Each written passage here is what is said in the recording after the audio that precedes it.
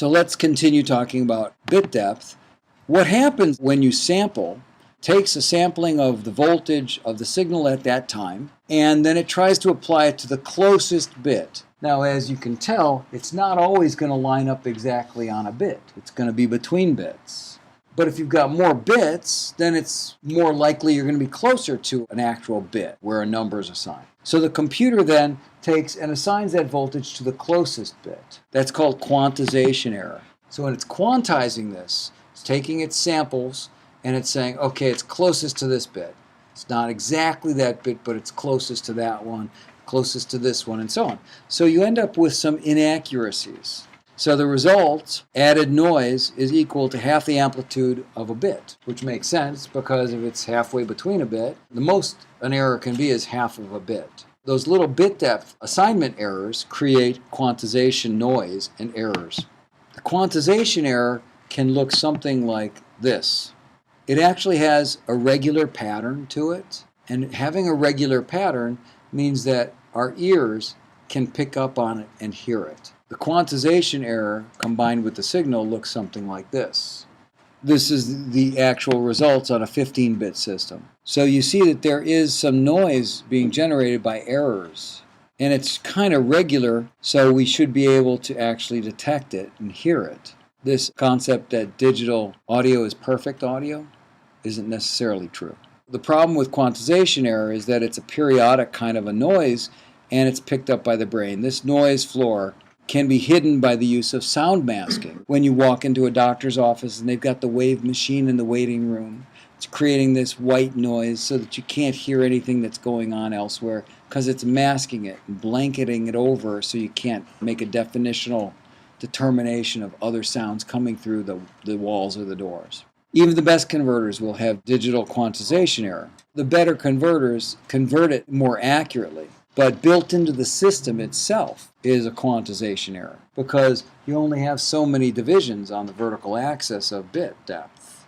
And the voltage sometimes at the sampling time will fall in between two bits. It's a noise floor that exists due to erroring in digital sampling. But you can mask it so that you don't notice it by randomizing it.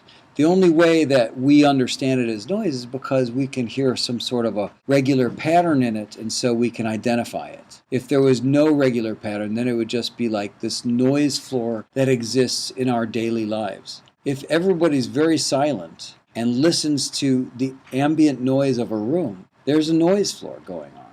We don't recognize it, we ignore it. Our brain sort of ignores it because we're used to it, and we don't consider it useful information. So we sort of discard it. And that's what masking can do to this quantization error. Masking is done very effectively to eliminate this quantization error noise by the use of dither, which is noise that's injected with an amplitude equal to just over half the distance between the possible values. This randomizes the error and keeps it from being periodic. Okay, so we were talking briefly about how our digital systems work. Pulse code modulation. The analog waveform is broken into pulses and the voltage is measured and assigned a number. That's how it's digitized. So the direct streaming digital system, also known as delta modulation, is a different kind of a process that we don't use right now. The way that this works is it's a bit streaming kind of a system. Stream of ones and zeros. It's streaming along. It's writing zeros and ones, zeros and ones, zeros and ones. And when the voltage gets higher, you get more ones concentrated into one area of the stream. When the voltage goes down, you get more zeros. So it's about concentrations of ones and zeros, not actual numbers assigned to bits. You get this streaming of ones and zeros that represent the voltages in an analog signal, and it's pretty much more accurate. So here you go. Common sample rates, which we discuss, 44.1 kilohertz, 48, audio and film and TV standard sample rates. And then the high definition sample rates. And then the DSD system is the streaming kind of a system. Look at the rates at which ones and zeros are created at 2.8 megahertz. Much, much faster. So the potential of having concentrations of ones and zeros is far greater, and it represents the voltage rises and falls of an analog signal. It's a really interesting way of thinking of it. rather than just breaking that signal into chunks and assigning numbers to it. The concentrations of the ones and zeros represent the voltage peaks and valleys. Now, that said, let's talk about the differences between analog and the digital recording processes, because there is pluses and minuses in both.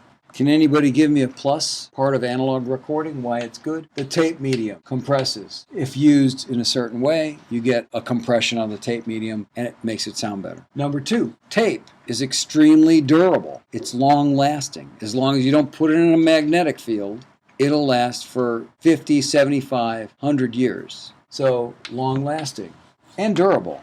Okay, what's a negative about analog tape? You don't get much recording time on a piece of tape and it's costly.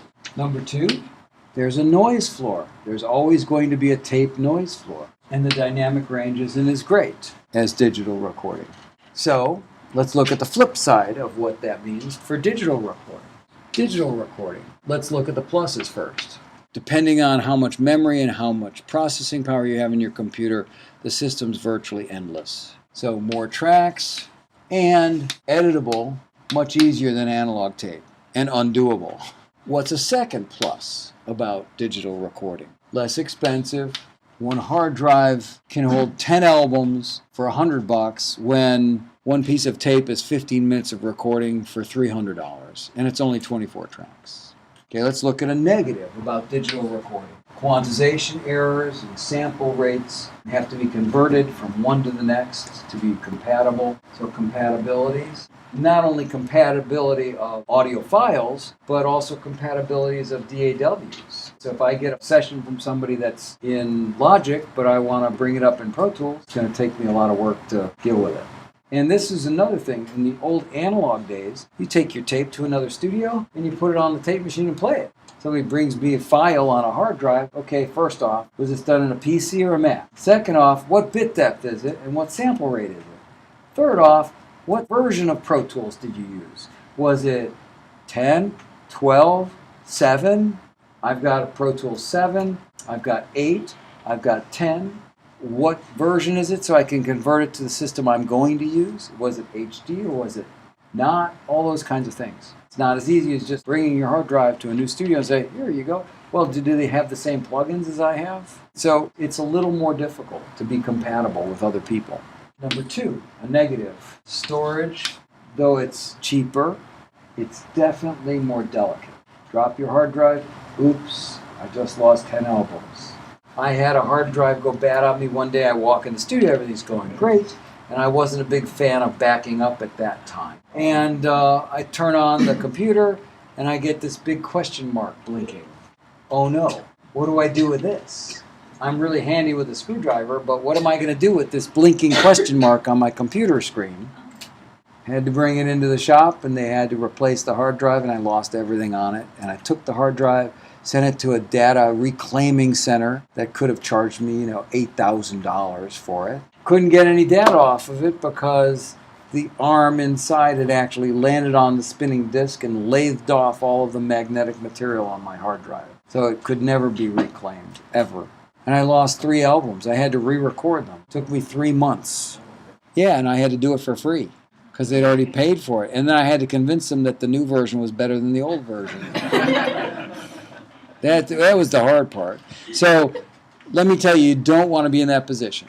Never. So back up, back up, back up. There's pluses and there's minuses about both formats, and it's wise to know both. When somebody walks in a room and says, analog sounds so great, it's so cool, it's so vintage, because they see my 2-inch tape machine in the corner that's got dust on it, and they want to record an analog because it sounds so great, I'm like, yeah, but do you want to fix vocals and stuff? Do you want to time correct drums? Do you want to do any of those things that everyone wants to do?